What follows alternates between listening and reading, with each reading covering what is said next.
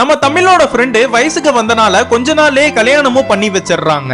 ஆனா அவன் வீட்டுக்கு வரப்ப நல்லா குடிச்சிட்டு வந்து பயங்கரமா இந்த பொண்ணை போட்டு அடிக்கிறான். இந்த பொண்ணு அவங்க அம்மா வீட்டுக்கு வந்து நடந்த எல்லாத்தையுமே சொல்லி என் வாழ்க்கையை கெடுத்துட்டீங்கன்னு புலம்ப ஆரம்பிக்கிறா. அந்த ஊர்ல 9th படிக்கிற எல்லா பொண்ணுங்களுமே வயசுக்கு வந்தனால படிப்பனா நிறுத்தி கல்யாணம் பண்ணி வச்சிடறாங்க. ஆனா நம்ம தமிழ் மட்டும்தான் வயசுக்கு வந்து யார்கிட்டயுமே சொல்லாம 10ஆம் கிளாஸ்ல கால் எடுத்து வைக்கிறா. அந்த ஊர்ல இருக்கிற எல்லா மக்களுமே நம்ம தமிழோட அப்பா அம்மாவை ரொம்ப அசிங்கமா பேசுறாங்க. இதனாலே அவங்களுக்கு ரொம்ப வருத்தமா இருக்கு. இப்படின்னா இருக்கும் போது இந்த பொண்ணு 10th எக்ஸாம் எழுதுறதுக்கு ஹால் டிக்கெட்னா வந்துருச்சு. எழுதுற இடத்த பார்த்தா வேற ஒரு ஊர்ல இருக்கு.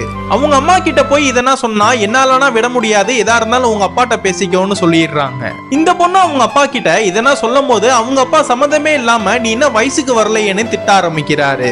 இந்த பொண்ணு உங்களுக்கு நான் பொண்ணா பிறந்ததே பெரிய பாவம், இதனாலதான் இப்படின்னா நடக்குதுன்னு புலம்ப ஆரம்பிக்கிறா. இந்த அப்பாவும் இந்த பொண்ணு கிட்ட நீ ஏன் அழுகிற, நீ எக்ஸாம் எழுத தானே போனோம், நான் அனுப்புறேன், நீ அழாதன்னு சொல்லி சமாதானப்படுத்துறாரு.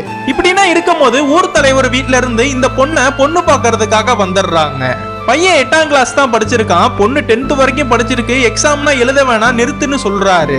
அந்த ஊர் தலைவர் பக்கத்திலே இருக்கிற டீச்சரும் இந்த பொண்ணுனா படிச்சு என்ன கிழிக்க போகுதுன்னு சொல்லி அந்த பொண்ணை தப்பா பேசிடுறாரு.